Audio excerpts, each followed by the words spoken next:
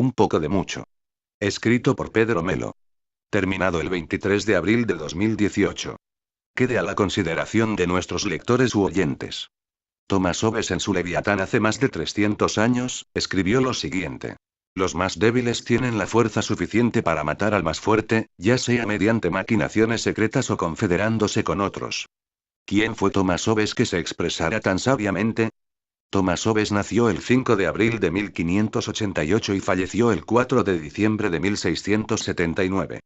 Fue un filósofo inglés, cuya obra Leviatán 1651, estableció la fundación de la mayor parte de la filosofía política occidental. Atendiendo a esta consideración de este gran filósofo, creo que por esta razón es que resulta que al más fuerte no le queda otra opción que interesarse por la vida y las necesidades del más débil y que la seguridad nunca es simplemente una cuestión de armas y fronteras. En muchas ocasiones, los estados no deben temer por los que están del otro lado de sus fronteras. Deben sentir temor de los que están dentro de todo aquello que se quiere y desea resguardar del lado interior de las fronteras. Con esto no deseo enfatizar que no se debiera sentir temor por las acciones que pudieran cometer quienes manejan las nuevas tecnologías para hacer daño y aniquilar a naciones completas. Estos siempre serán una amenaza latente en contra de las generaciones actuales. Estos irán en contra de quienes ellos crean que son una amenaza para la integridad individual y colectiva de sus respectivas naciones. Así, en estos tiempos, nos enfrentamos a fuerzas que, en muchas oportunidades, resultan incontrolables. Estos son denominados terroristas quienes cometiendo actos que se pueden circunscribir dentro de la denominación de lesa humanidad, aniquilan sin piedad a buenos y malos en sus radicales actos que resultan fuera del contexto puramente humano. Quizás muchos no lo quieran ver así, pero, en lo particular, creo que uno de los actos más peligrosos que se están cometiendo a diario, lo constituyen todas las acciones que tienen que ver con la destrucción paulatina de nuestro planeta Tierra. Me refiero a todas las acciones que, lentamente, están envenenando nuestro planeta y que están produciendo el cambio climático que, en estos momentos, amenaza seriamente con la aniquilación total de todos los seres vivientes que, como viajeros inocentes, circunvalamos nuestro Sol a una velocidad de 110.700 kilómetros por hora. En estos momentos, nadie habla de este tipo de terrorismo.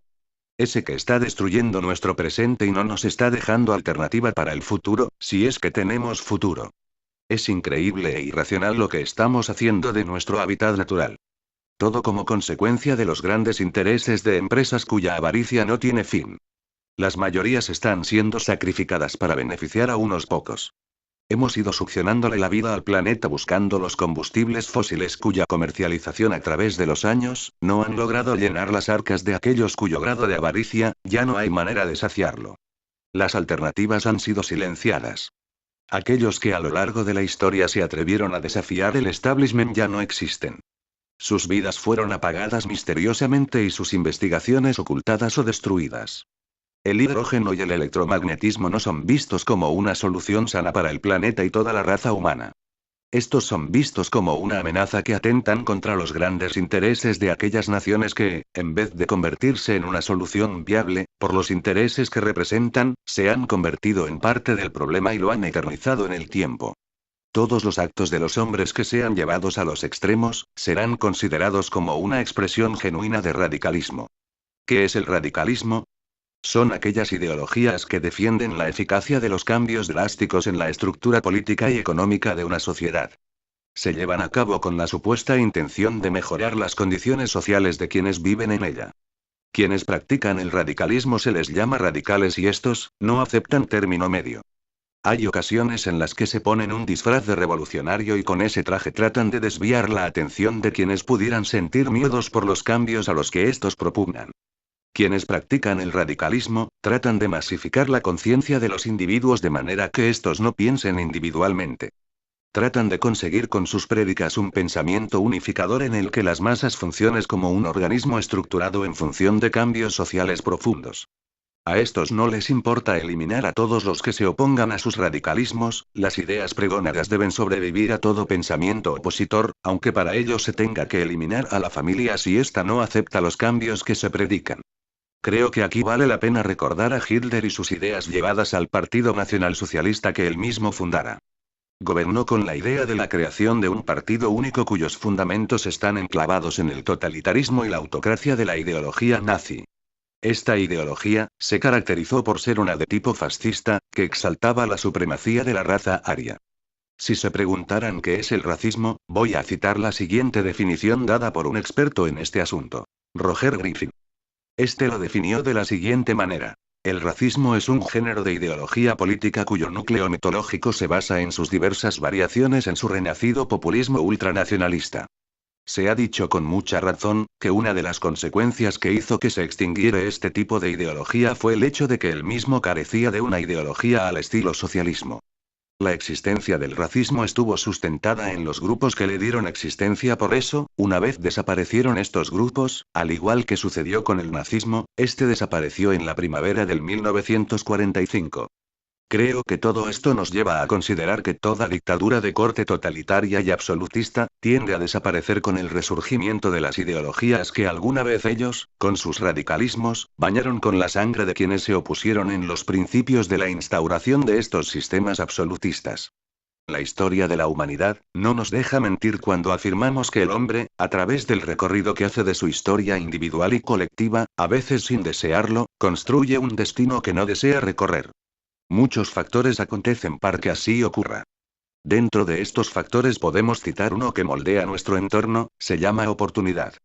Hay quienes se la encuentran continuamente en sus caminos, pero, por la razón que fuere, no la reconocen y, aun reconociéndola, no la aprovechan en beneficio personal o colectivo. Existe otro elemento que aparece en el caminar de los hombres que construyen su presente, este puede servir de motor que puede llevar al hombre a tocar extremos que lo aparta de reconocer y practicar el bien. Este se llama resentimiento.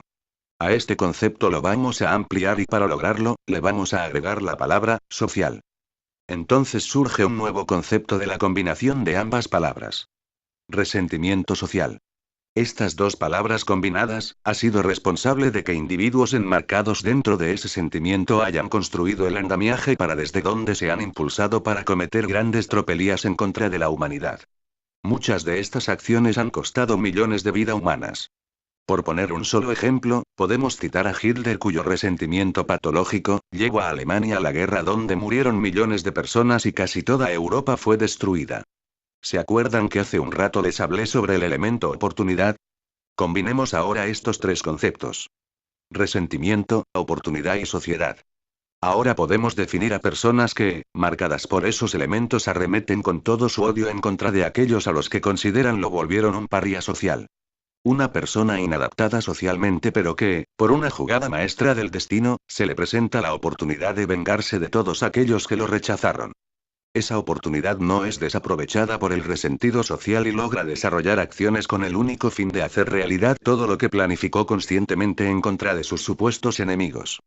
Usted y yo sabemos que la naturaleza en su labor creadora, trató de hacer de los hombres entidades iguales en su comportamiento y su accionar. Para lograrlo, lo dotó de un cerebro que se ha ido perfeccionando a través de los siglos en su proceso evolutivo. Pero, debemos estar conscientes que este proceso evolutivo del hombre se quedó estancado para muchos de ellos. La naturaleza para estos inadaptados sociales se quedó solo en la intención. De alguna manera el proceso no se completó. El cerebro, aunque morfológicamente igual para toda la creación, en algunos se quedó en una etapa primitiva y no evolucionó. Creo que por eso resultan de fácil manejo quienes se quedaron cortos en el proceso evolutivo cerebral. Son inocentes en lo que piensan y en la manera en la que actúan. Por eso se les engaña tan fácilmente. Por eso se les manipula hasta la saciedad. La cuestión es que usted le habla a este tipo de personas y continuamente dicen que quien piensa contrario a ellos están equivocados. Evalúan todo aquello que le puede ser beneficioso en función de su limitado conocimiento y eso los hace creer que quien tiene la razón de la sinrazón son ellos. ¿Saben por qué piensan y actúan de esta manera? Porque están en cierta forma contentos con el papel que durante toda su vida han desempeñado. Quienes así piensan creen estar en una condición de igualdad con todos sus semejantes. Están convencidos de ese supuesto. Supongamos que quienes así actúan están viviendo una condición de pobreza material como producto de su pereza mental. ¿Qué creen ustedes que sucede entre estos grupos? Que no se pueden poner de acuerdo por una sencilla razón, todos aspiran a las mismas cosas dado su desarrollo intelectual. No ven más allá de donde le alcanza su visión física. En virtud de esta limitante, se pelean y se convierten en enemigos aún perteneciendo a la misma clase. ¿Quiénes se aprovechan de esa situación? Muchas entelequias llamadas partidos que los agrupa a todos y los conduce como rebaño a pastar en donde no hay grama o hierba donde puedan saciar sus mezquindades y su hambre ancestral. En esos pastizales tratan de satisfacer sus necesidades primarias y, como no alcanza para todos, unos a otros se agreden física y verbalmente. Se agreden porque no ven a los demás como parte del rebaño, los ven como sus enemigos que les vienen a quitar sus pocos bienes y, posiblemente, sus vidas. No sé si ya se habrán dado cuenta a quienes me estoy refiriendo en lo que hasta este momento les he expuesto. Me estoy refiriendo en un sentido amplio, a los miembros de los diferentes partidos que llenan las páginas de nuestra historia. Los miembros de estos partidos o parcelas políticas, han llegado a la conclusión de que para lograr sobrevivir con lo poco que le han dejado, deben aniquilar a todos los demás. No comprenden que, aniquilando a todos los que conforman su clase, lo único que logran es debilitar a su propia clase y en ese sentido, cavan la tumba donde duermen cada día esperando que alguien se apiade de ellos y cubran sus sepulcros con el cemento que los guardará hasta convertirse en polvo. Espero que no crean que estoy en contra de los partidos. Esta sería una visión limitada de lo que pretendo destacar en estas consideraciones. Lo que sí pueden asegurar es que estoy en contra de quienes atentan en contra de su propia clase sumándose a una de esas instituciones desde donde le abren fuego a quienes no militan y se vuelvan parciales a sus grupos. Creo que, al agruparse, obedecen al mandato de que juntos pueden hacerles frente a quienes atentan en contra de ellos vistos desde una posición individualista. Por instinto, los miembros de la manada saben que solos no vivirían para contarlo. Todo esto nos lleva a considerar los tres aspectos que sobresalen en la naturaleza conservadora de los hombres. Desafortunadamente, estos tres aspectos son los que llevan a los hombres a practicar una especie de harakiri social. El primero de estos elementos es la competencia que desde pequeños se nos enseña. Así, competimos con nuestros hermanos, competimos con los compañeros de estudios y luego, en nuestra vida de adultos, competimos por los mejores puestos dentro del proceso evolutivo en la sociedad que nos acoge como miembros. La competencia que desarrollamos, consciente o inocentemente con nuestros compañeros, nos lleva a cultivar cierto grado de desconfianza hacia cada uno de ellos y, en el peor de los casos, desarrollamos cierto grado de desconfianza en nuestras propias capacidades para lograr todo lo que nos proponemos. Creo que por eso hay tantas personas que cultivan, aunque no lo deseen, fracasos en muchos aspectos de sus vidas. Estos no viven sus propias vidas. Quieren vivir los logros alcanzados por otros en las diferentes facetas en las que desarrollan sus vidas. Desafortunadamente, esto no puede ser posible por lo que ya tratamos anteriormente en estos escritos.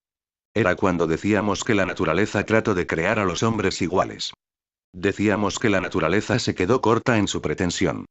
No todos podemos ser iguales por diferentes aspectos que se encadenan a nuestras posibilidades económicas y sociales y, si se quiere, de la manera en la que alimentamos desde muy temprana edad, nuestro cerebro.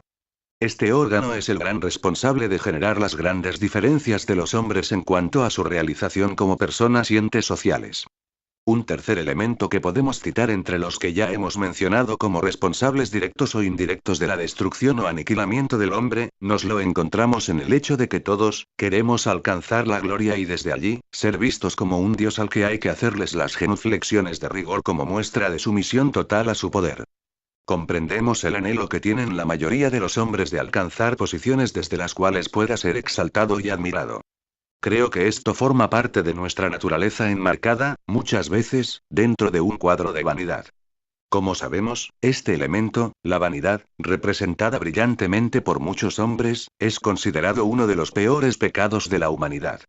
Muchos individuos que caen presas de este pecado, llegan a considerar que los que no logran alcanzar las alturas deseadas de brillantez, tienen que humillarse y arrastrarse hasta quedar rendidos delante de quien hace ostentación de tales atributos.